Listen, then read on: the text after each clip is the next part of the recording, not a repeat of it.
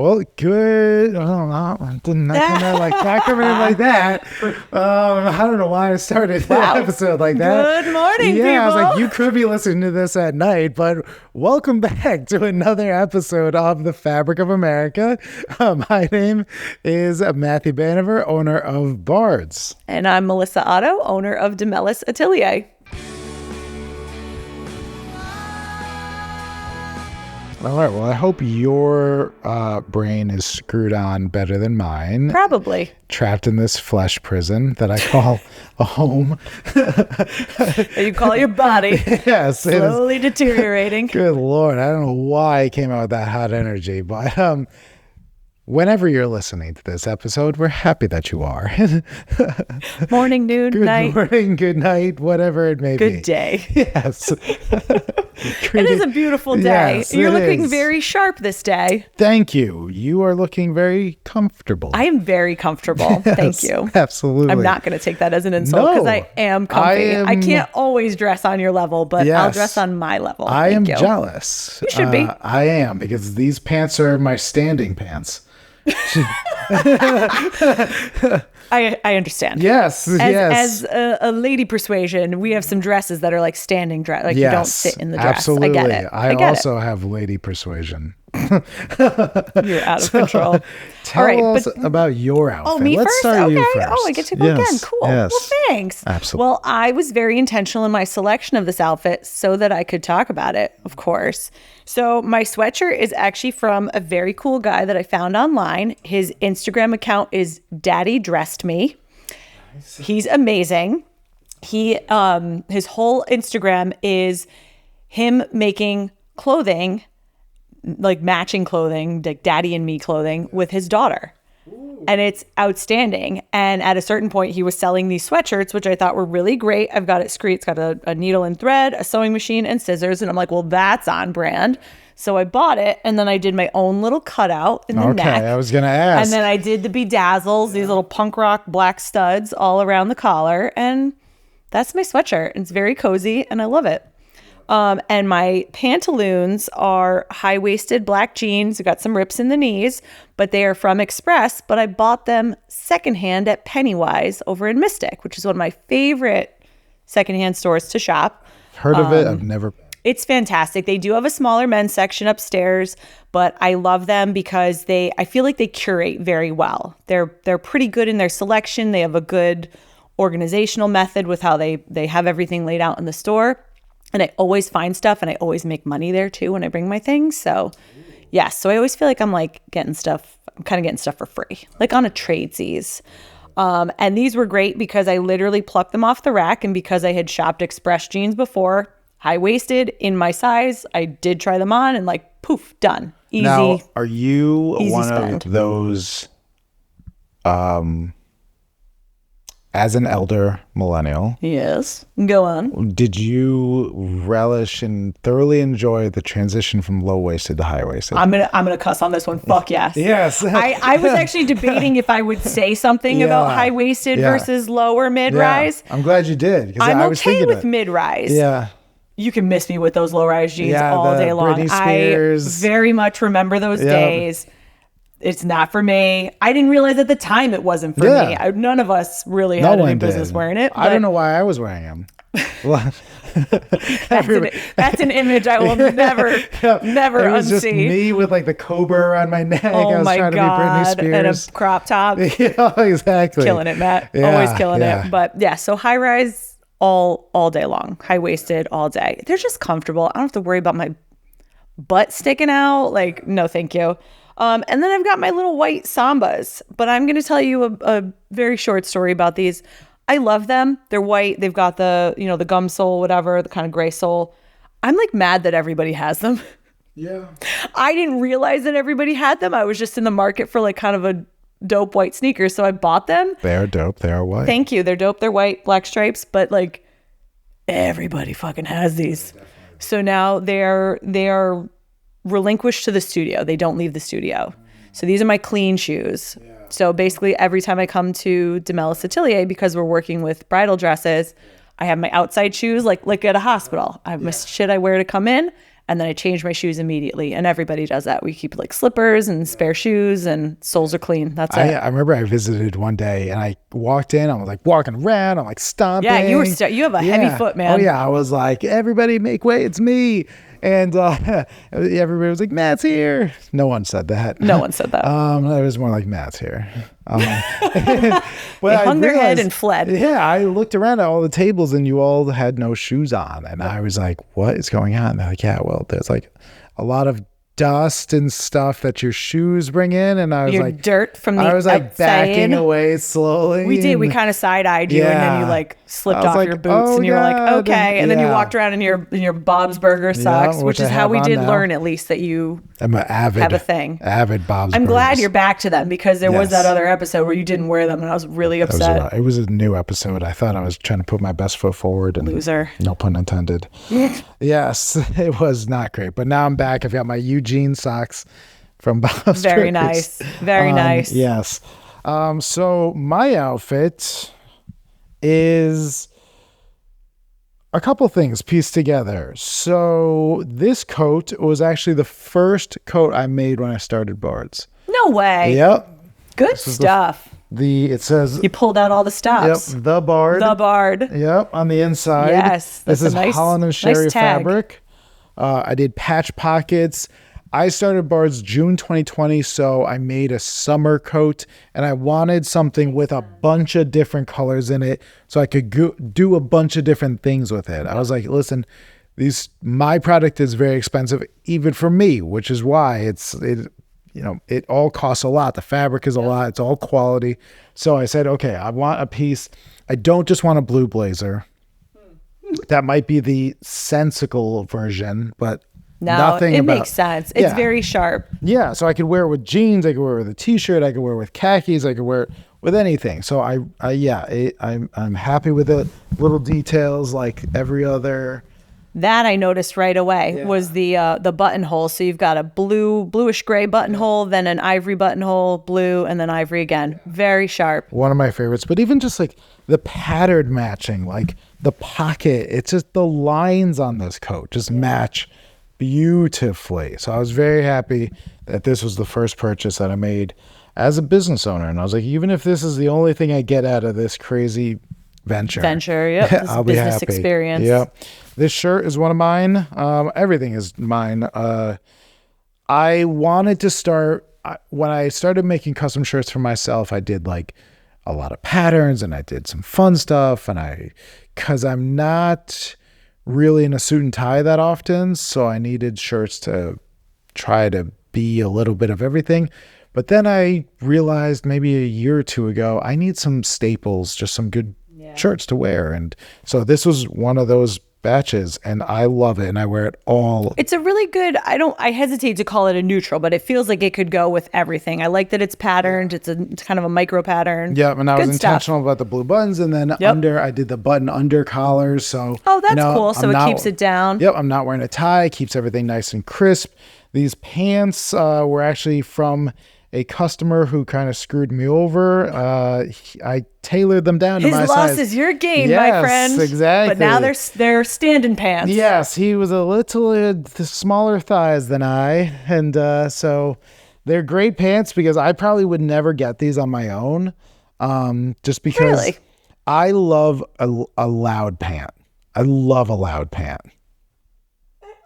All right, I believe you because I don't feel like you're the lying kind. Yes. However, I've always felt like you're louder in your jackets and sport coats and stuff. I thought you were going to say my mouth. Like your face, my face absolutely. Hole is at full Spewing volume. all the time. Yes. All the time. Yes, I'm a big advocate of loud pants, even though I don't have as many as I would like. Okay. When I look at my pants, it's the number one area of my closet that I think this is what needs improvement. My pants, my number one area. Do you feel that way because perhaps you will get to a point where you're wearing fewer sport coats or because it's getting warmer out now? It's getting warmer, but also I have grown appreciation for dressing from the bottom up rather than the top down. Interesting. There was a TikTok that was talking about how millennials dress, and it was all like jeans and a nice top, jeans and a sweater, Listen, jeans and a floral that top. was the mantra of like Yep. going to the club, wear jeans and a nice top. Yeah, it was Jeans always and a like, nice top. Exactly. It was always like a nice top and like something easy on the bottom. And I have grown to appreciate how we could flip that. And now I've worn like just a solid white shirt and like patterned pants or something. And people see that and people recognize that. I just had a client recently who is a high profile manager at Cigna who said, our office is business casual, but as a manager, I don't want to be business casual, but how can I dress? I said, your pants, man. Yeah, I rock and roll with the pants. So we made 5 pairs of pants. Some were as loud as this, and we did one that was like a bone corduroy. So we did a bunch texture of instead of pattern. Yep. So we just rocked and rolled with the pants. And like I was it. like, you could wear these with a white polo. Right. And people would be like, that's sick, you know? And loud pants, it's not like that golfer type of loud. It's just pants with some interest in it. And I have one pair of joggers. So they have like the cinched bottom. Yep. The fabric is from Drago, very lightweight. I love them. I did a corduroy pant recently. So yeah, I'm trying to get some more interest in my, You want more interest in your pants? I was going to say interest in my lower half, but we're not going to go there. So yes, I want some more interesting patterns, interesting styles in the pants because I feel like it's a challenge. It's more of a challenge. Dressing from the top down is easy. I agree. I know how to put this outfit together. I could do this in the dark. And my closet is set up that way, whereas I could pretty much grab any pant, any jacket, and it would most likely go. But I'm like, I want to push my wardrobe a little bit more. And that's when that kind of goes into telling your story and wearing your values. And I'm like, I like the whole interest factor and how people would see like, oh, that's a nice pant. That it's not loud, it's not crazy, right? But it's something. It caught your attention. Yes, there's an element there's there. There's intrigue there. I like that. These boots I get compliments on all the time. You know, I love those boots. Love these Sharp boots. as a tack. A customer of a store I used to work at bought these. They were too big on him, and he sold them to me. They're awesome. Yeah. They're very cool. I take these to my cobbler once a month because cobbler's the best. We'll have to do another episode just on fixing up your shoes and that lost art. Care of your clothing because it's a lost art. Yes. No, my cobbler is amazing. Park Road Shoe Repair. He is on Park Road, right across from the Quaker Diner and where Jay Renee used to be. He is the man. Love. Yes. I'm going to plug my cobbler too because I love Fazio's Shoe Repair in Newington. He is the man. So bring your shoes to either one of these people.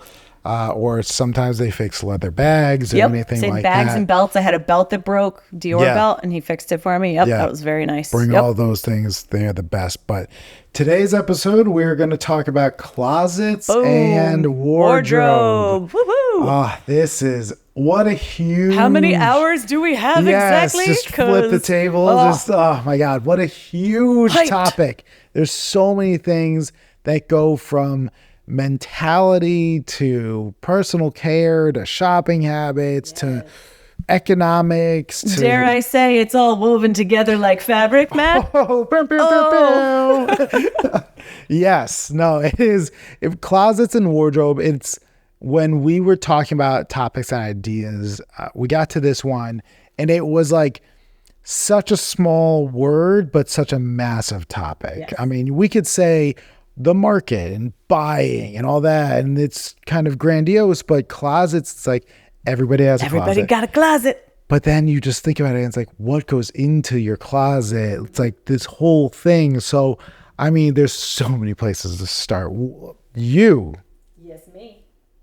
just redid your closet. We just remodeled our closet for the first time. So that's like such an adult thing. It was a very adult thing. Yes, good for you. It felt good. It also felt a little bad. It was a very weird, like, emotional thing, I'm going to say. All right, so I'm going to buckle up, my friend. I'm going to tell you I'm a ready. story. I'm So ready. when we bought our house, it had the original closet, which was kind of this like long, narrow closet, full walk-in, but it kind of had like Jeff's side on the left, my side on the right, just like wire shelves. That's it. Like a wire shelf with the things to hang your stuff, literally from front to back. And so I had my stuff set up in various ways over the years. I had done it by color at one point. Then I had done it by item. Like I grouped my sweaters together, my pants together, my shirts together. So it's kind of like trying different things on to see what fit in terms of how to organize. And then I saw something, actually a former bridal client of mine sent me a thing because she's like, I think you'd be into this. And it was called the 333 wardrobe. 333 wardrobe. Go on. So the idea was that you had 33 items essentially per quarter, right? Per 3 months. So for 3 months, you're wearing the same 33 pieces. You're kind of cycling through them in different forms and fashions. And the idea is that by the end of, let's say, a fiscal year, by the end of a year, you can see what is like really serving you and what is not. And so the idea, like, if you want to go really strict with it, you can. I watched a couple of like videos and watched the gal who kind of, proposed this idea. And her whole thing was like, this should be fun. This shouldn't be stressful. This should be kind of eye-opening and a little challenging maybe, but it shouldn't feel like bad, right? So what I did was I pushed all of my clothes kind of towards the back of my closet and I started making outfits. So I was like, okay, December, January, February, it's cold. What are my favorite things to wear? And I would pull up, some jeans, some sweaters, some of this, some of that. And then I would kind of see how I could mix and match those outfits together. And as I was going, I was like, okay, 1, 2, 3, 4, 5, 6, whatever. But you're supposed to count. You don't count your undergarments, like your underwear, bras, and all that stuff, but you count obviously the pieces themselves, tops, bottoms, dresses, and you're supposed to count shoes, and you're really supposed to count accessories. I tend to gravitate towards the same accessories a lot, or like a rotation of the same. So I didn't want to, because I was already worried about the 33 items, because I had a big closet at the time, a big wardrobe at the time, I was more concerned with making that part work. So I'm like, let me just focus on clothes and shoes. Yeah. So I would pull up the shoes that I was going to wear to the front of the closet, the clothes that I was going to wear, and I would put them together by outfit. And then when I would wear that outfit, I would pop it into the hamper.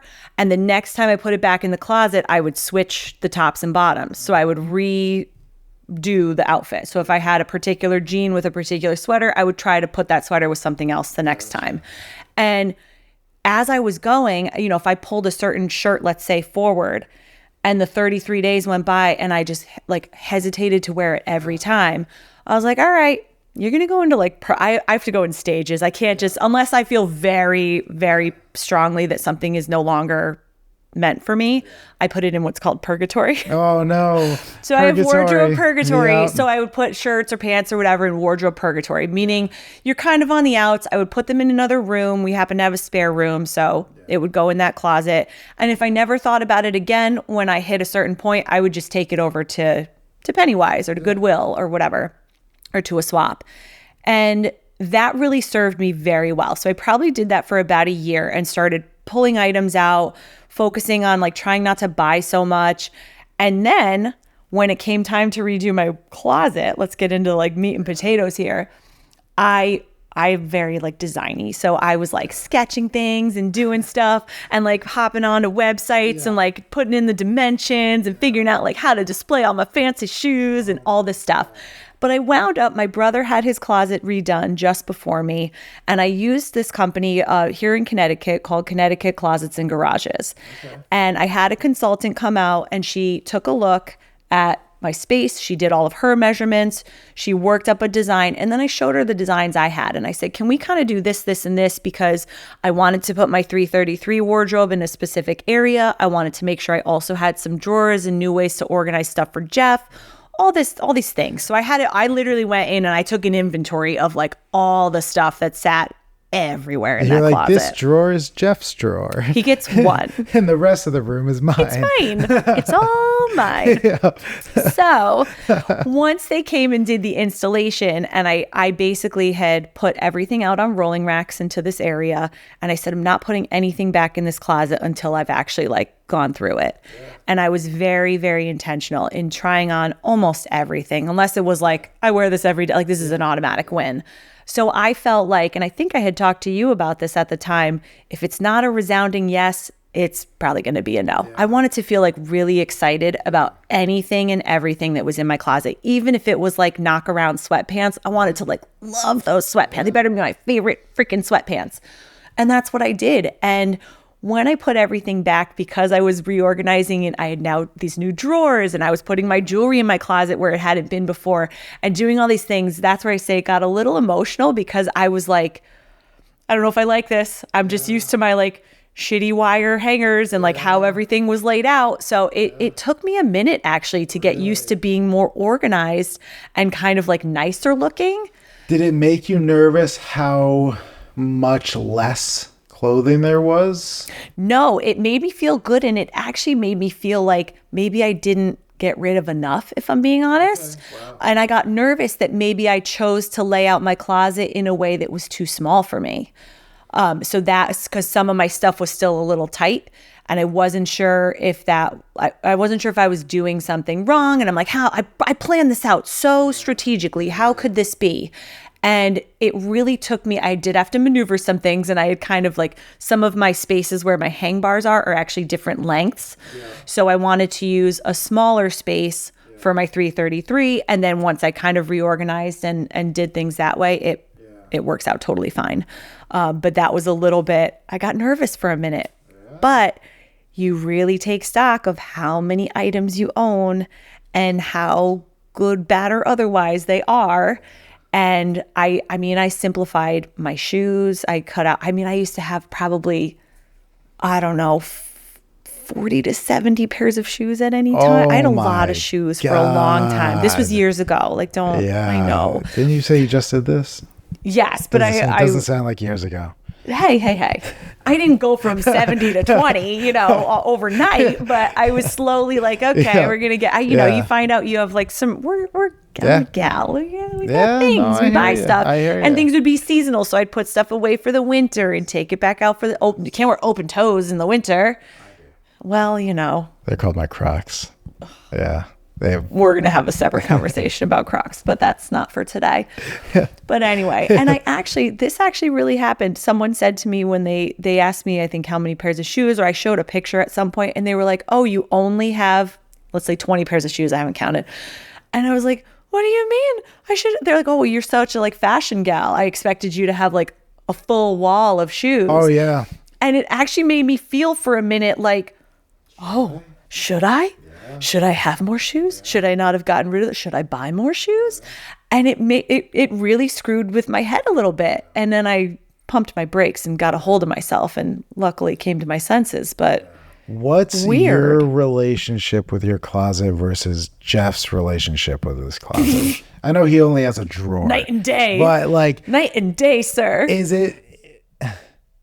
I assume you're like me. Your closet is just as important as like the kitchen. It's like an extension. It's more important than the kitchen. Like I'll leave my kitchen a hot mess, but like for a lot of people, the closet it's storage. It's nothing utilitarian, more than the bin you put your Christmas decorations in. It's just a thing I reach in when I have to get up and go work. I don't know if it's the 333 wardrobing or what, or just because I'm into clothing necessarily, but I find it very satisfying to be in my closet now. Yeah. And it's not just because it's new, because I found it satisfying to actually, it must be the 333, because I would find it satisfying even before it was all like nice and pretty and like picture perfect, because I could just go to one section, pick the outfit, not worry about the like millions of other pieces in the area, in the space. And I could just go, okay, that's it. This is what I have to choose from today. And that's what I would do. And maybe I had an idea in mind of like how my week was going to go. And I wound up going for more like jeans and sweatshirts than I thought I would. But at least I had it. And I kept it fluid too. Like we have, we're in New England. We have weird weather patterns. If it got warmer, I would go pick something else that maybe wasn't in the arena and just kind of be a little flexible. I wasn't looking to punish myself or make things harder or, whatever. So I found that to be really kind of rewarding and a really fun challenge. And it also was really great because, I remember, I think it was around COVID. Did you ever watch Marie Kondo? I remember when all of that was happening. When it was I didn't happening. watch or read any of it. You didn't want, okay. So, it was a lot about, living simplistically, living with less. Like, I mean, and she would go into, people's homes that were kind of overrun with stuff in like various forms hoardery. and fashions. Almost, right? And, and then Jeff and I watched a documentary about like minimalism. We actually watched a couple, I think. And it was one of those like aha moments of like, we really could do with less stuff. We do have a sizable home. It's overwhelming. I hate like cleaning up stuff. Like it's just so much, I know, it's so much easier to organize when you have fewer things. And ever since kind of watching those things, I have definitely felt more anxiety around stuff and clutter and things like that. So I definitely don't want to feel like I'm overrun by my things. And I've kept that at the forefront of my mind when going through and making, whether it's styling decisions or even like kitchen appliances and things like that. It kind of bleeds through into everything. What was it? I think it was Fight Club. Oh boy. Brad Pitt was like, we buy shit we don't need to impress people we don't like. Yeah. And it's like, I mean, you could probably look at everything in your house and really have the question, did I buy this for me or did I buy this for the them? impression, right? Yeah. Like, do I very need, true. do I need this? Would I that? buy 20 more pairs of shoes for the impression that I'm a fashionista? Like, And I love every single pair of my shoes. I bought more expensive shoes. I take them to the cobbler and I keep them around longer. And I actually feel like a big sense of pride and satisfaction from that. Oh, it's the best. Bragging rights. I love it. It really is. I love it. Yeah. I've had a very unique relationship with my closet. And I will say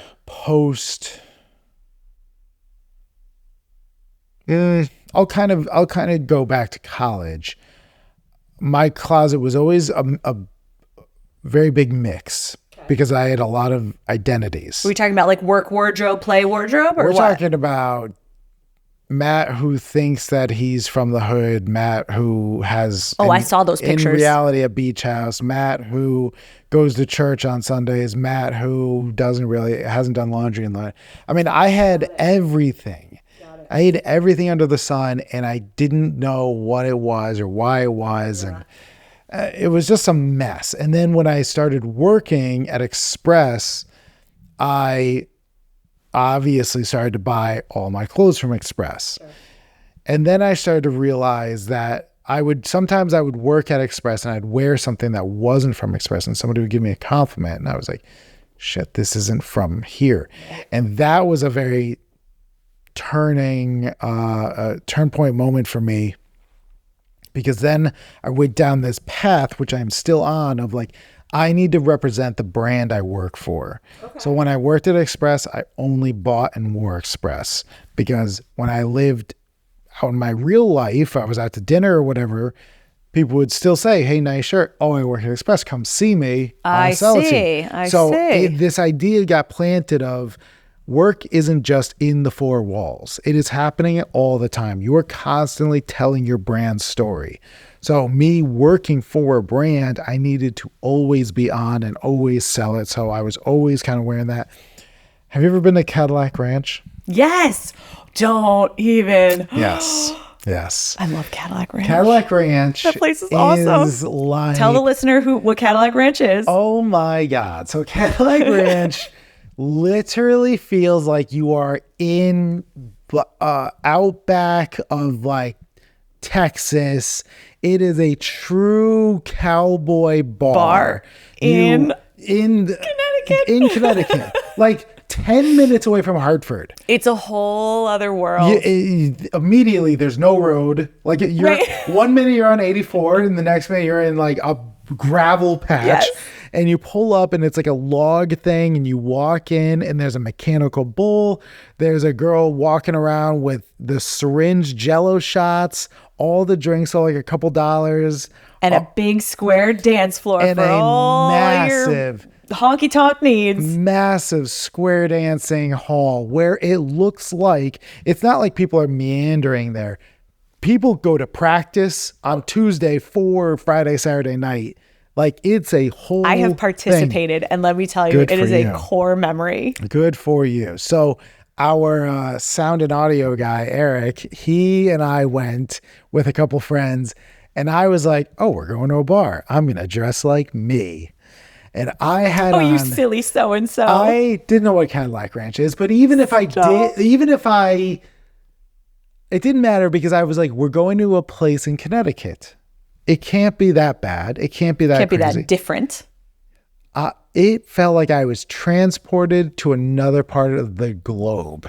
We walked in and it was like the music came, it was screeching all, the mechanical bull like halted. Everybody stopped square dancing. Somebody was throwing up in the corner. I was in skin tight jeans with the tealest shirt, the most teal, like Express had those pastel shirts, like pure dye just oozing through it. A matching white and teal tie buttoned all the way up. Oh, Jesus. Wow, you really went and my all hair gelled fully back.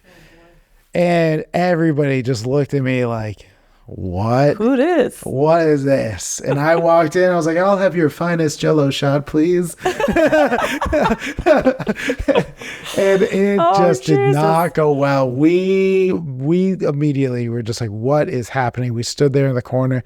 I mean, we can leave the fact that I was definitely the only one with any pigment in my skin. Played that. Somehow became the secondary factor. That was not the factor. Yep. To the outfit I was in. It was your wardrobe. It was so ridiculous.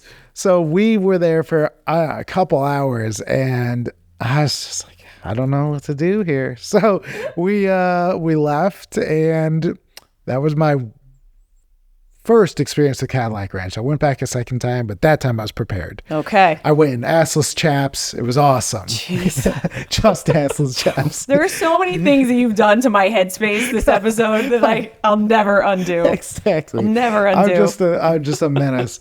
So then when I started working at Joseph A. Bank, got rid of everything at Express. Really? And started wearing only Joseph A. Bank. And when I was at Joseph A. Bank, I got the clothing for so cheap. I mean, we're talking suits for $40, $50. Yeah. Like, because they'd go on final sale and then we could add on our employee discount. Yeah. And our employee discount, 80%. No way. 80%. That's outstanding. Ridiculous. I mean, that's crazy. Ridiculous. So but it was full price retail. So on a suit that was $1,200, you get 80% off.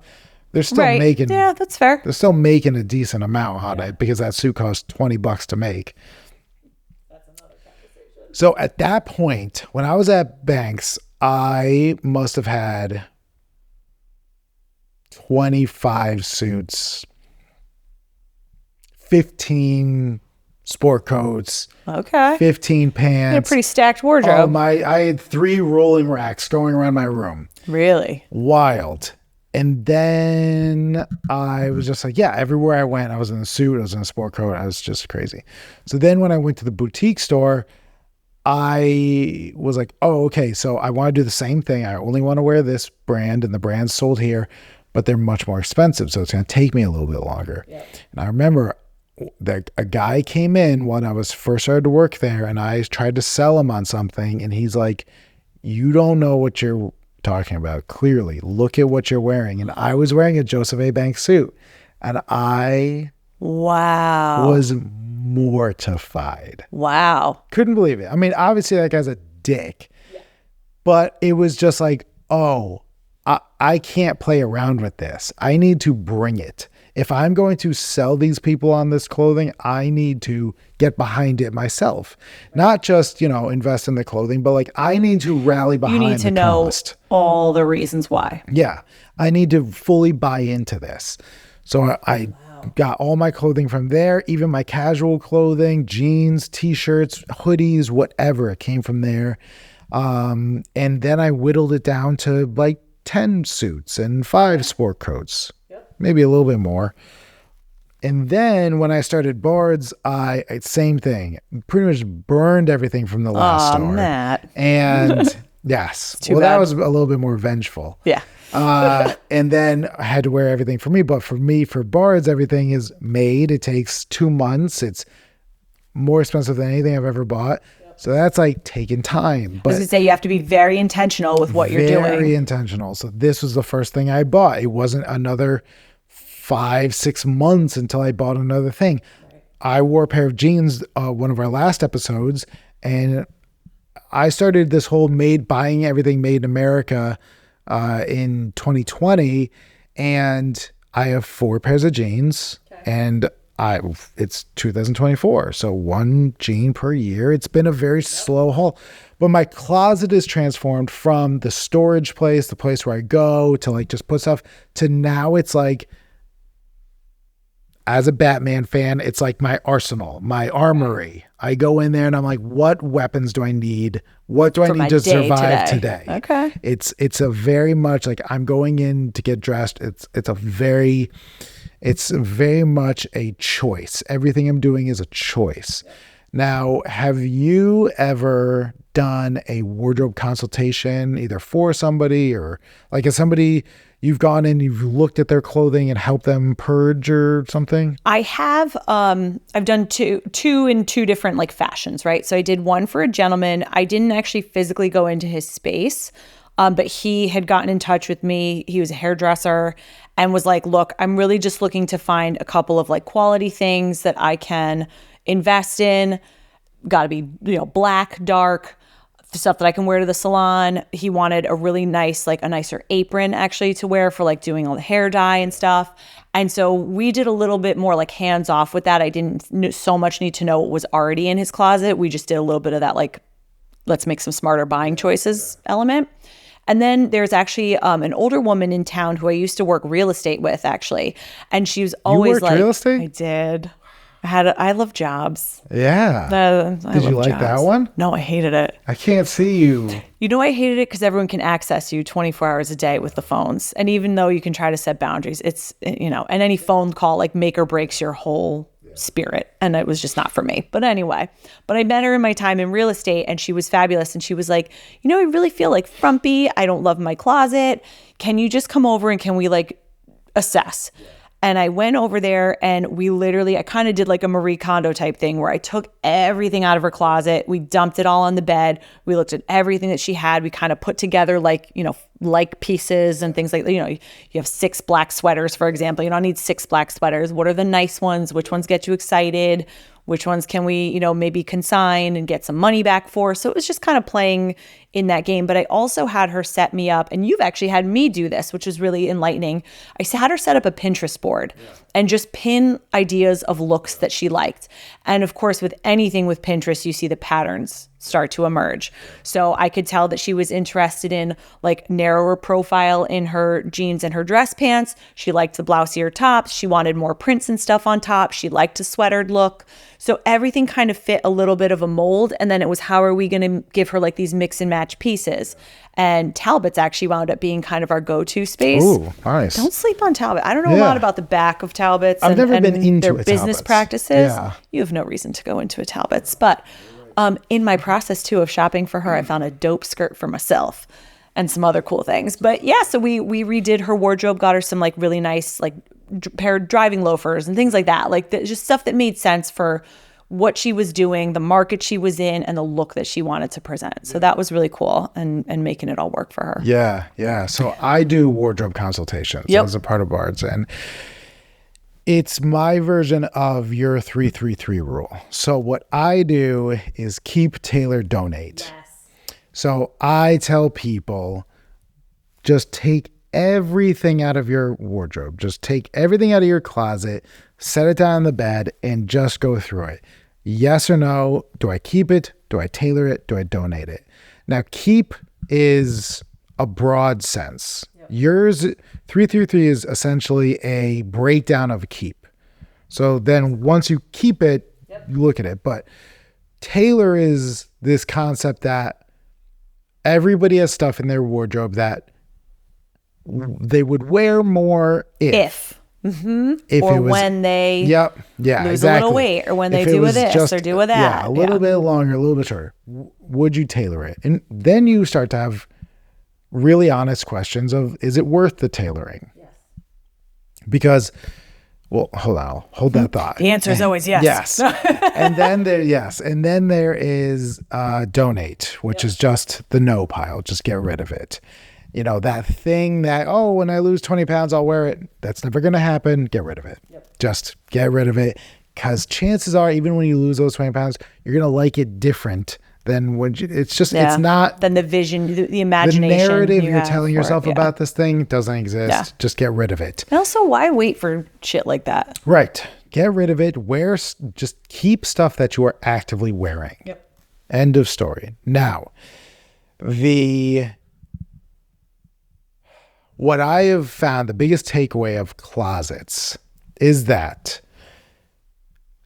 a lot, and this is why I asked you that question of how you view your closet versus how Jeff views his closet.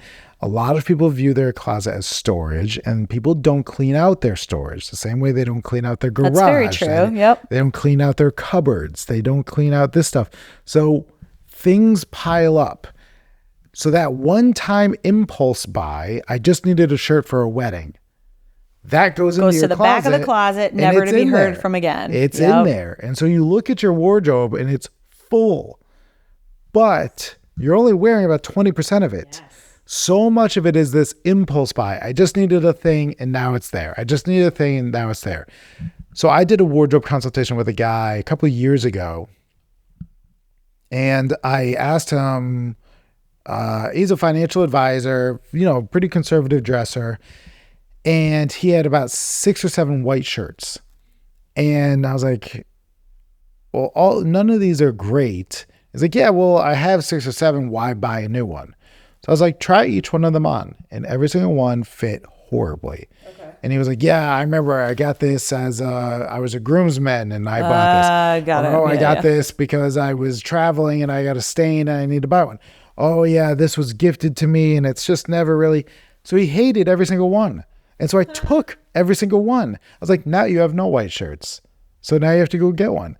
And so this And what are you going to do? Are you going to buy a shitty one or are you going to buy a good one? Exactly. And this kind of goes back to the market episode where we were talking about buying with intention and, okay, like how am I actually going to buy something that's going to matter to me? Correct. And that's where I get people is like, let's get rid of all the excuses. And when I was working at the last store and we went to the market, we would look at blue blazers and my old boss would say, well, we don't need to buy any more blue blazers because we have like 5 or 6 upstairs.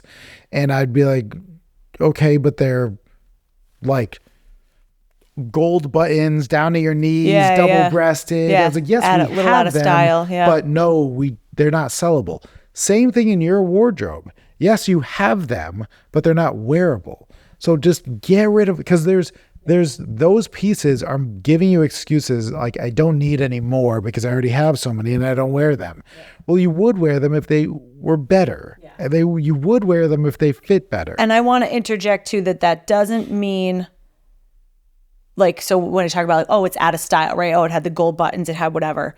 There's the reverse side of that too, where like I've gotten to the point in my life where like I pay attention to trends. I think like it's kind of fun to watch these certain elements, but I hate trends. Yeah. I hate that idea because the idea of a trend means that then it will go out of style, quote unquote, and then you've got to get rid of it or you are not on point and therefore you suck. Yeah.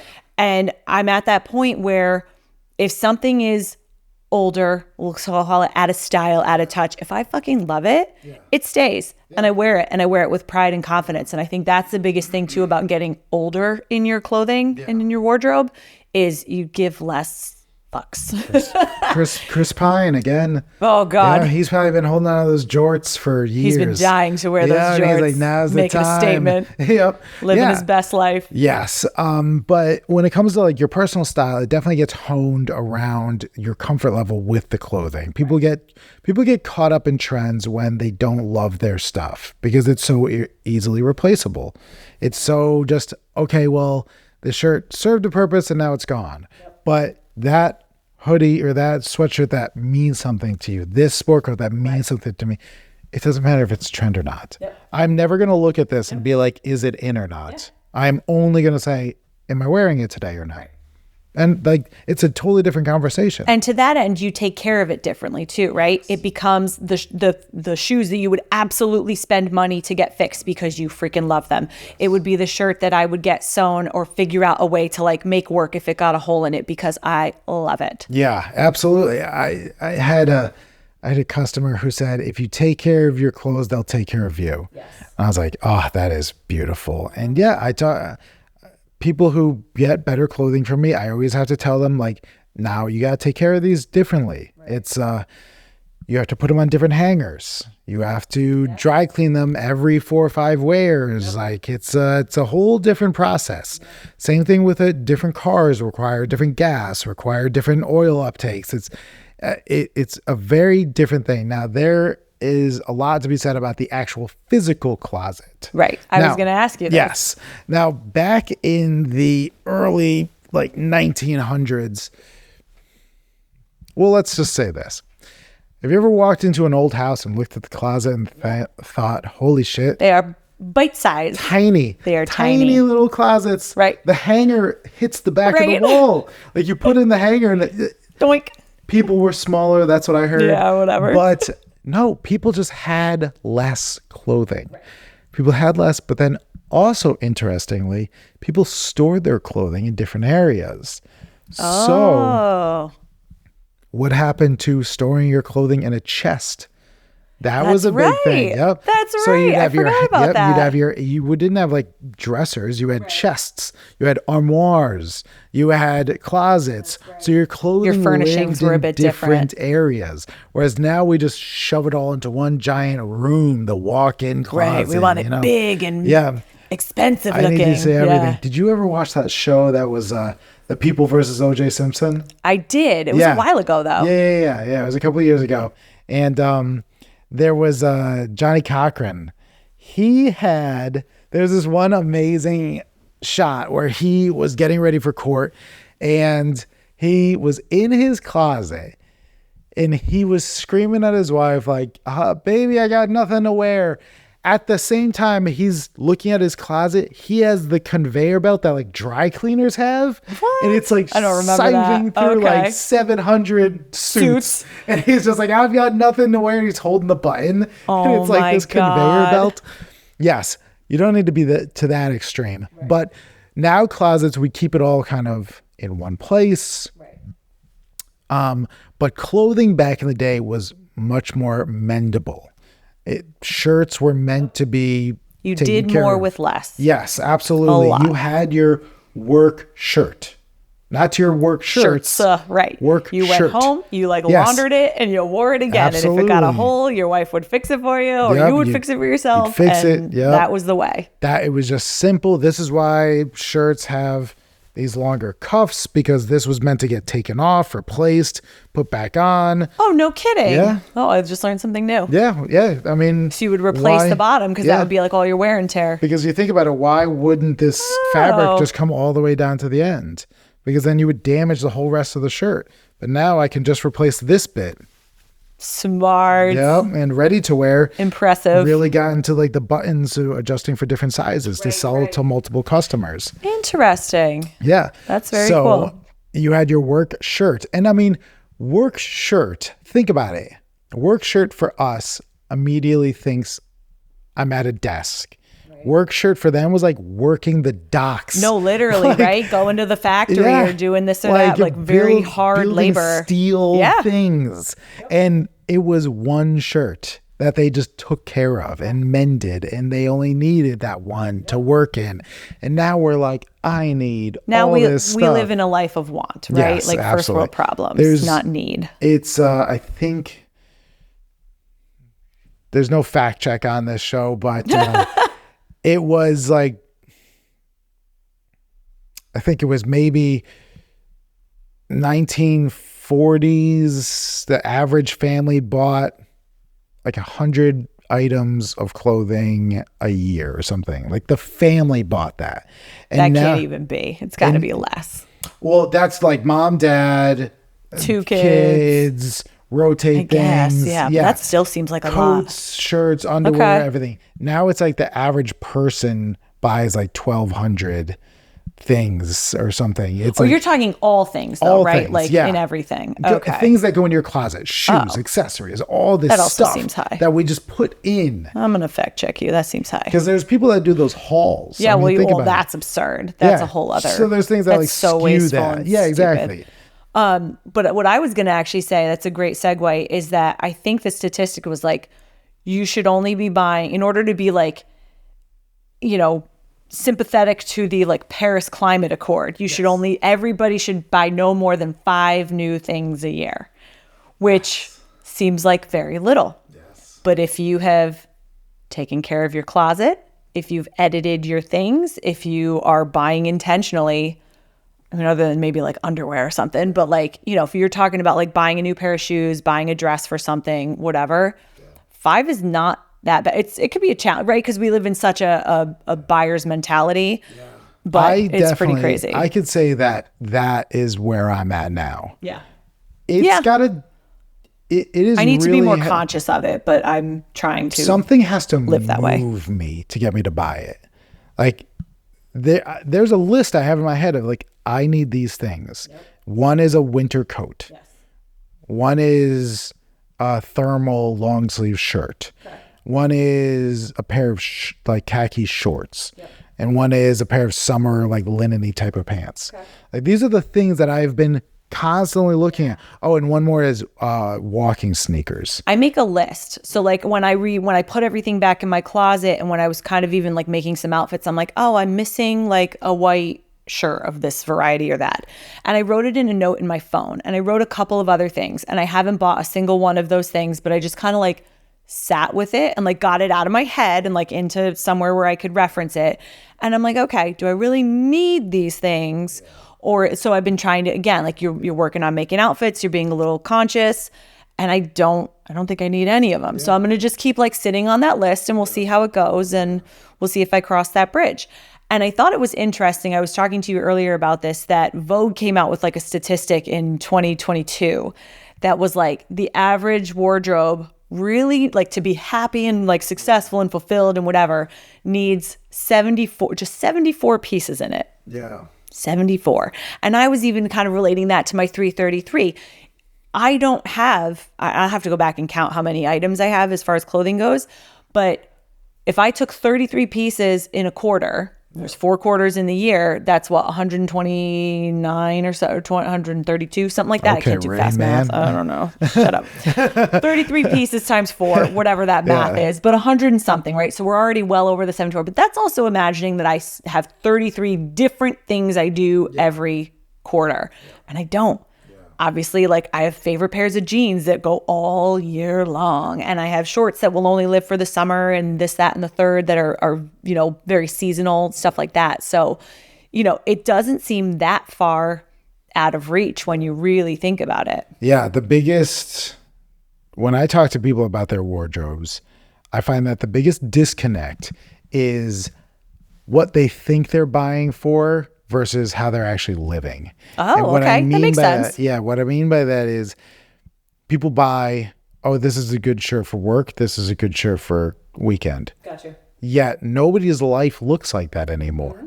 Like work isn't a 9-to-5 office job where you especially need kind of a lately, uniform. There's a lot of hybrid. There's a lot of work from home. A lot of dress for your day. A lot of casual. A lot of this. Even athleisure is like an acceptable thing for presenting yourself. So it used to be, 80-20 work versus casual clothing. Yes. Now it's like 10-10, like 10% should be work, 10% should be super casual. The other 80% should be this kind of mix middle ground of stuff that you can wear for both. Yep. And this kind of, I'm just thinking at this point now that I wanted to bring up, we very rarely go back into our closets and think, am I this person anymore? Do I need this anymore? So what I try to get people to do is like cycle back, because sometimes you've switched jobs. You worked at some job and for years, and you built up a wardrobe, and then you got a new job. Do all of those clothes fit this new job? You can get rid of those immediately, yet we don't, and that they live there. And then I don't need new coats because I've got a ton. They're there, but they're not serving the this purpose anymore. Yeah. So yes, you can go the extreme route of like keep, tailor, donate, or 333. But even little things, it's just cycling back. Like I got this 10 years ago when I had two jobs ago. I wasn't married. I wasn't a parent. I wasn't this. Am I going to wear these juicy sweatpants? You know? Don't you knock a juicy sweatpants? No, I wear mine every night. How dare you? How dare you? Yeah. But there are things where that live in our closet where it's like, I don't actually need this anymore. Like I have button-down shirts that were very kind of athletic wear, leisure, that I got 5 or 6 years ago. They were like button-downs with stretch and this. And I recently got rid of them because I have not worn them in about 2 years because I'm like, this isn't it's not what I want people to buy. I'm not connected to this at all. I'm not this person anymore. So I got rid of it. Now, do you do like I really tried, I don't make like a big thing out of it, but I would say probably just by happy accident, probably once a year, I've wound up doing like take everything out of my closet and put it back. I do reorganizations maybe monthly. Really? Yeah. I guess I probably reorganize quarterly with my like 333 change up. Yeah. But I think, so to your point of, is this serving you anymore? When stuff gets lost in the back of the closet, if you're doing even just an annual, dump it all out on the bed and think about it or try it on before you put it back, that kind of helps to increase your awareness of what you actually have. Yeah. See, like I can see pretty much all of my clothing. I have a very curated wardrobe. I have 4 or 5 suits. I have 5 or 6 sport coats. And most of my wardrobe can fit on 2 or 3 rolling racks. So it doesn't take me much to be like, did I wear this? Yes or no? Yeah. Or what am I wearing more of? Let me get more of that. What do I need more of? Yeah. Now, if you're like me too, so my old closet, because it was just one big long bar, when you do the 333 wardrobe, you would wind up, so, I'd have my 33 for the quarter. And let's say, now I'm going into the next quarter, it's going to be warmer, some things are changing. The stuff that I wore goes into that I'm not going to wear for the next season, goes into like the back corner of the closet. The mishmash is in the middle, and my new 333 is up front. And then it keeps on rotating in and out. So by the time the year is over, whatever's left of that mishmash is all the stuff I didn't wear for the year. And you get a visual of like, oh, that's how much. That's awesome. That's how much I didn't do.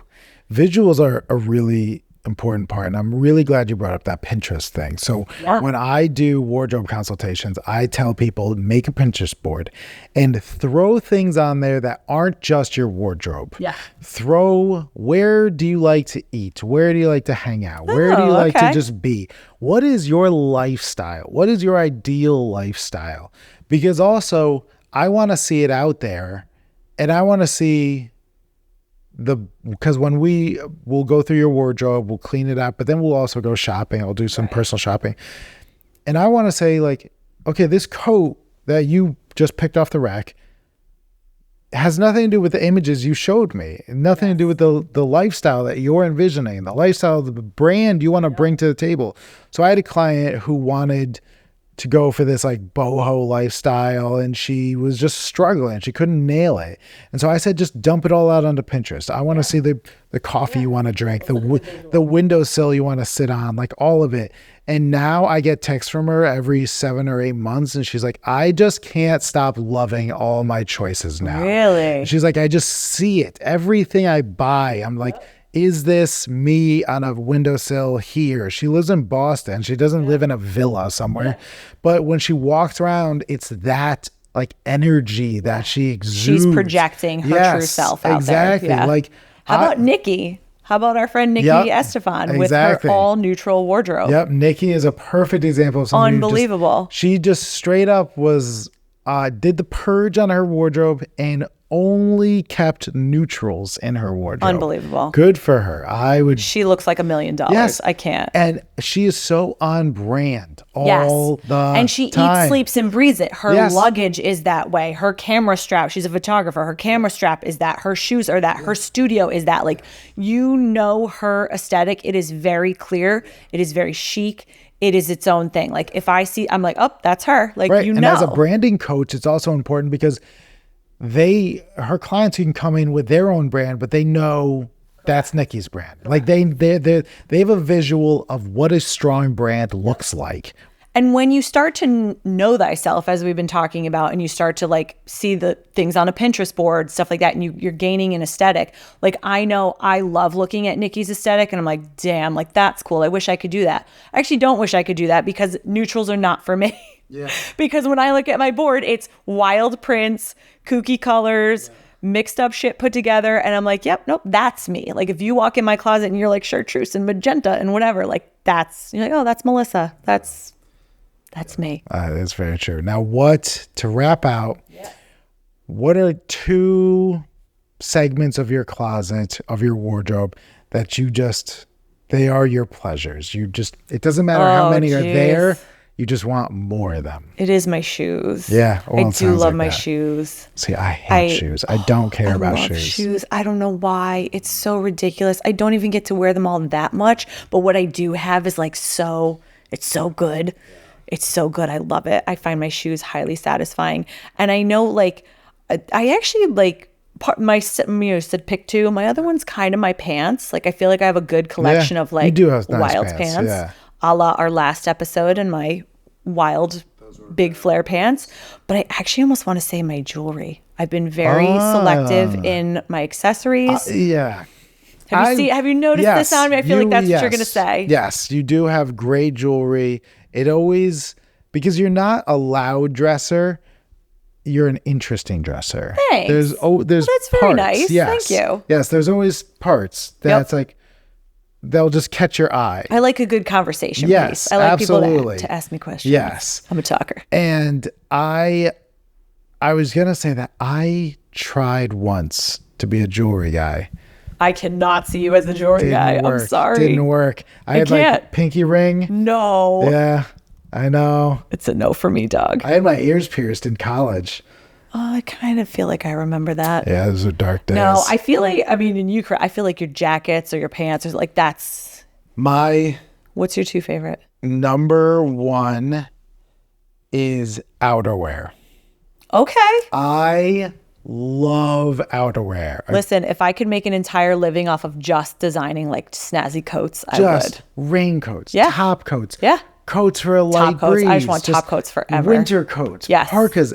Oh my God. Okay. Coats are your jam. 41 in rainy versus 41 in sunny versus 41 I'm in going to snowing. edit mine too because I have like fabulous coats. I only have a couple, but they rotate Yes. and you've seen them. Your They neon are. coat, I got like, yeah. my neon yellow coat. Coats are just, Yeah, I'm with you. I get such a with you. thrill out of a good coat.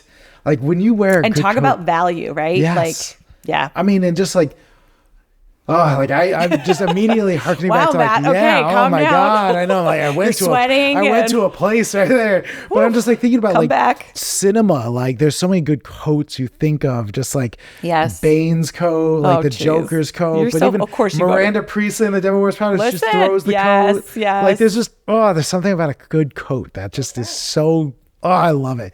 And then probably the area that it's where other people's perception of what I do is probably really good. My perception of what I do, it could be much better, is my sport coats. Your sport coats. That's Yep. what I would say. I love my sport coats. Yeah. I haven't quite achieved the vision I want. Really? Yeah. Like Interesting. by far. Wow. And it's just like, okay, I see it. I'm working on it. That's quite the teaser there. Yeah. Okay, and I'm just we'll keep an eye on you. There's going to be more to be developed there, and how I'm learning. Even the more I get into this better end of craftsmanship, I'm like, oh, I should do this. So every time I make a new item, I'm talking to my pattern maker and we're making tweaks to the pattern and changing a couple things. I'm like, yeah, you know why? Because you see this, let's drop this, or let's drop the shoulder, or let's lessen the shoulder pad a bit, or just rotate my sleeve just that little bit forward or something. Yes. Yeah. Because I'm like, I have the vision and it's just okay. You're honing in. Yeah. You're honing in. I am trying to rein in my colors. Okay. Yeah, because I love this. I 1000% love this. I do like a darker aesthetic because I feel like my personality is so loud that I could still do loud and colorful, but with earthier, crunchier tones. Okay. I see it for you. So that's kind of like where I want to get to. I like it. Yeah. So that's very exciting, listener. Thank you very much for joining us for another amazing episode of The Fabric of America.